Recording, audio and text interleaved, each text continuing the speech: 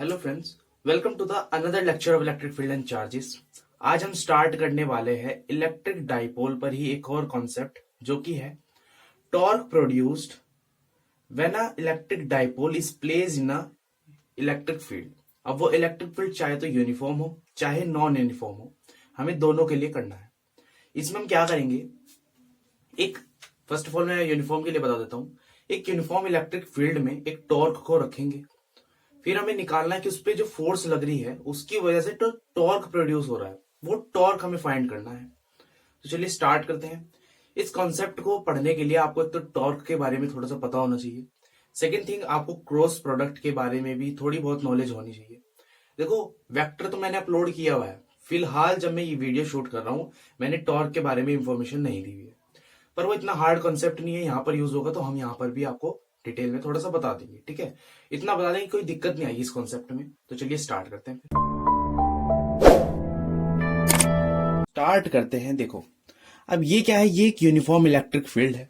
First of all, uniform electric field होता क्या है, जब कभी भी इन दोनों इलेक्ट्रिक फील्ड लाइंस के बीच का डिस्टेंस इक्वल हो, इन दो ही नहीं हर एक फील्ड लाइंस के बीच का डिस्टेंस इक्वल हो। इस तरीके से ये डिस्टेंस, ये डिस्टेंस, ये डिस्टेंस, अगर ये तीनों डिस्टेंस इक्वल है तो ये कैसी है, यूनिफॉर्म इलेक्ट्रिक फील्ड है। अब एक कंसेप्ट और है, वो एक और समझ लो। मान लो ये जो इलेक्ट्रिक फील्ड है ये हमेशा प्लस क्यू चार्ज से निकलती है और माइनस क्यू पर जाकर मर्ज हो जाती है, तो ये इलेक्ट्रिक लाइंस भी किसी प्लस क्यू चार्ज से निकल रही होंगी। चलिए, अच्छा, अगर मैं इन इलेक्ट्रिक फील्ड लाइंस में या फिर इलेक्ट्रिक फील्ड में एक प्लस क्यू चार्ज रखता हूं तो ये इस पर इधर की तरफ फोर्स लगाएगा, इस डायरेक्शन में। समझ में आ गया, because plus plus repulsive force लगाते हैं। और यहां पर अगर मैं नेगेटिव रख दूं तो वो इसको इस तरीके, इस तरफ अपनी तरफ अट्रैक्ट करेगा। तो डायरेक्शन आपको पता चल गई फोर्सेस की। अगर यहां पर प्लस क्यू होगा तो उधर की तरफ लगेगा, माइनस क्यू होगा तो इधर की तरफ लगेगा। तो ये डायरेक्शंस थी, इनको आप नोट कर लो, मैं इसको रब कर रहा हूं। ठीक है, चलिए अब हमें पढ़ना क्या था। देखो, ये प्लस क्यू चार्ज एक इलेक्ट्रिक फील्ड में पड़ा है जो कि है यूनिफॉर्म। ठीक है, ये कैसी है, यूनिफॉर्म इलेक्ट्रिक फील्ड है। इस प्लस क्यू चार्ज पर एक फोर्स लगेगी, वो फोर्स का फॉर्मूला कैसे निकालते हैं हम, वो होता है Q into E. Because electric field का फॉर्मूला क्या था, फोर्स अपॉन चार्ज। पढ़ा होगा पहले जब आपने इलेक्ट्रिक फील्ड का टॉपिक पढ़ा होगा। तो यहां से हमने फोर्स का फॉर्मूला निकाल दिया, कितना, Q इंटू ई। ठीक है, तो ये आपका फॉर्मूला आ गया। तो प्लस क्यू चार्ज पर इस डायरेक्शन में फोर्स लगी QE। ठीक है, कैसी, पॉजिटिव की। और इस पर इधर की तरफ फोर्स लगी है, इधर की तरफ। चलिए, जो कैसी थी, माइनस QE। तो मतलब इस इलेक्ट्रिक डाइपोल पर QE एक इधर की तरफ फोर्स लग रही है और एक उधर की तरफ फोर्स लग रही है। तो अगर मैं इस पर नेट फोर्स निकाल दूं, देखो मैं थोड़ा सा बहुत डाइपोल भी आपको बताता हूं। ये एक डाइपोल है, ये माइनस क्यू चार्ज था, ये प्लस क्यू। इन दोनों की लेंथ, इस दोनों चार्जेस के बीच की लेंथ कितनी है, 2L। तो मैंने उसको ब्रेक करके लिख दिया L और L। ये जो डॉट लगा हुआ है ये कैसा, सेंटर पॉइंट है इसका।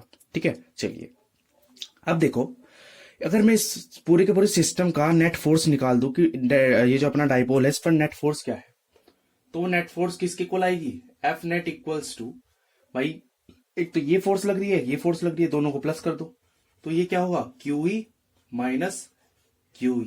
ये माइनस क्यू हुआ बिकॉज ये कैसी है, नेगेटिव फोर्स है। एक्चुअल में यहाँ पे प्लस ही हुआ है बट ये कैसी थी, नेगेटिव की, तो प्लस माइनस माइनस हो गया। ठीक है, तो आपकी जो नेट फोर्स आई वो किसके आई, इक्वल 0 के। तो इस इलेक्ट्रिक डाइपोल पर जो नेट फोर्स लग रही है वो कितनी है, 0। और जब कभी भी नेट फोर्स 0 होती है तो कैसे, तो जो ऑब्जेक्ट, जो भी चीज होती है जिस पर फोर्सेस लग रही है वो कैसा होता है, इक्विलिब्रियम में होता है। तो ये डाइपोल आपका इक्विलिब्रियम में है। अब इक्विलिब्रियम से मतलब ये मत समझ लेना कि ये डाइपोल रोटेट भी नहीं करेगा।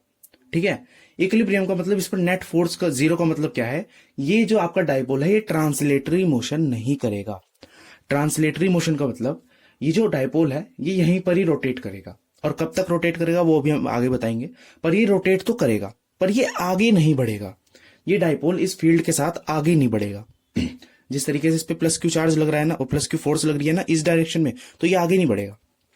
ट्रांसलेटरी मोशन क्या होता है, जब डाइपोल का हर एक पॉइंट, सिंगल पॉइंट, हर एक पॉइंट इसकी डाइपोल का वो यूनिफॉर्मली हर एक पॉइंट आगे की तरफ मूव हो।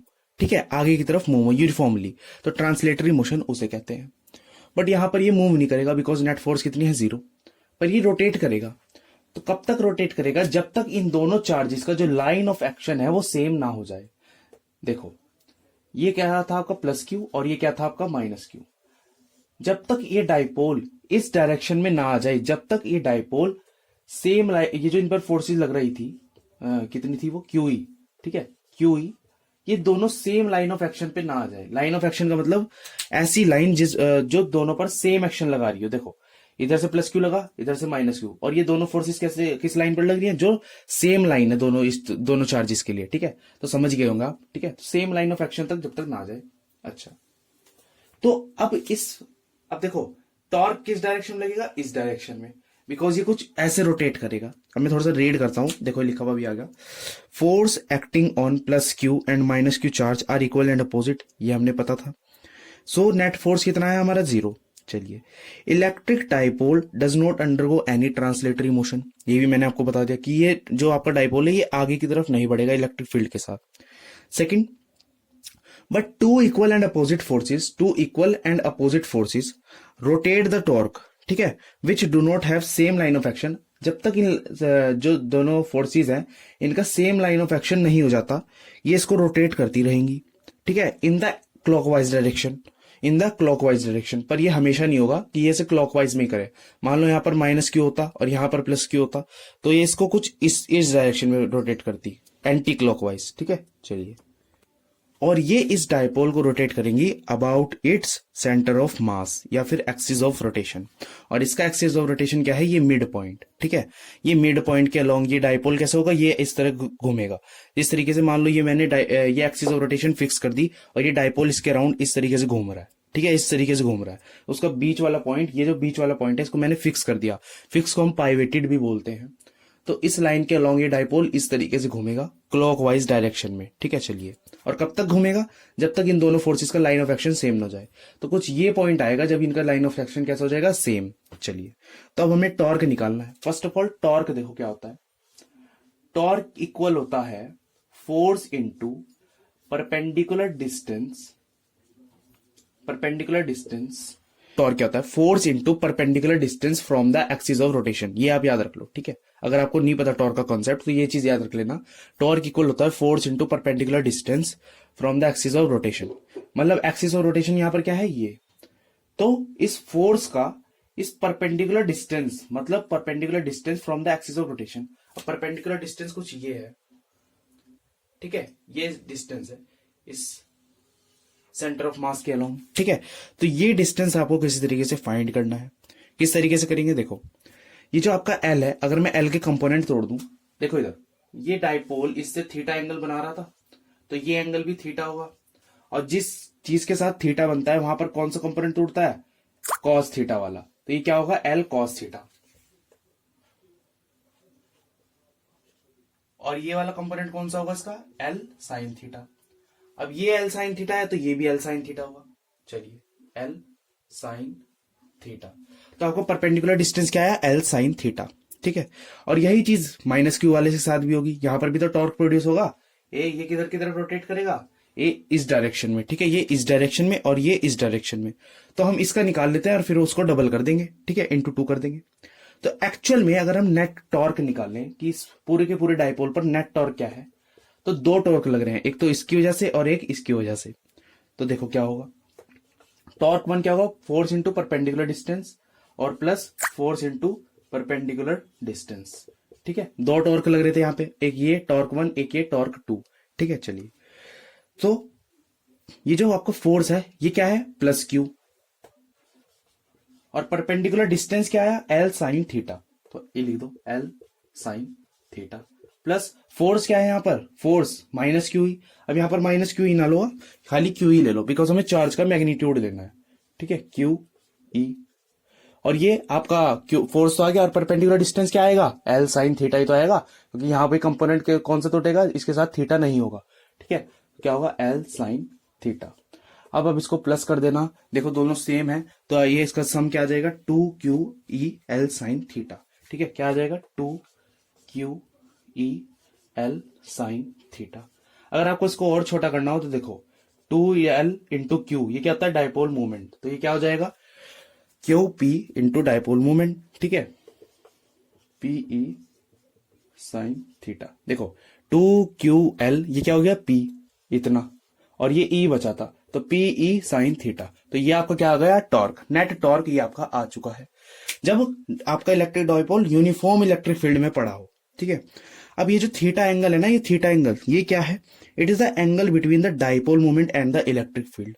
डायपोल मोमेंट नेगेटिव से पॉजिटिव, नेगेटिव से पॉजिटिव, और ये इलेक्ट्रिक फील्ड इस डायरेक्शन में।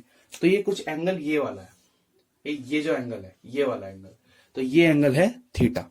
चलिए अब हमेशा ध्यान रखना, आप इसको, ये जो पीई साइन थीटा है ना, तो नेट टॉर्क को आप कुछ इस तरीके से भी लिख सकते हो, P क्रॉस E, ठीक है, P क्रॉस E। हमेशा ध्यान रखना ये क्रॉस प्रोडक्ट में, ये जो क्लास 11th में वेक्टर पढ़ाया जाता है उसमें डिटेल में पढ़ाया जाता है कि P क्रॉस E और E cross P, E cross P में बहुत ज्यादा अंतर होता है, ठीक है, इसमें बहुत ज्यादा डिफरेंस है, क्योंकि इसका डायरेक्शन कैसा है, क्लॉकवाइज, और इसका अगर आप इसको इस तरीके से लिख देते हैं उल्टे तरीके से, तो ये इसका डायरेक्शन हो जाएगा एंटी क्लॉकवाइज, ठीक है। तो आपको हमेशा इसी तरीके से लिखना है वरना आपका गलत हो जाएगा, ठीक है। चलिए टॉर्क की एसआई यूनिट क्या होती है वो भी देख लो, न्यूटन मीटर, ठीक है, न्यूटन मीटर इसकी एसआई यूनिट होती है।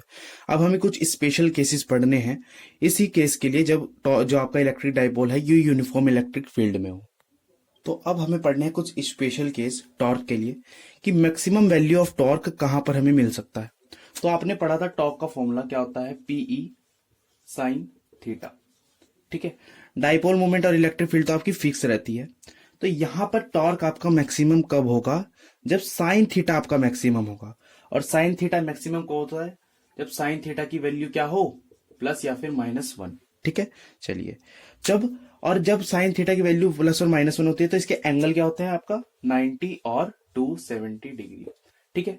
तो ये केस में देखो आपका टॉर्क कब मैक्सिमम होगा, जब आपका जो डायपोल है वो कुछ इस तरीके से पड़ा होगा 90 डिग्री के एंगल से।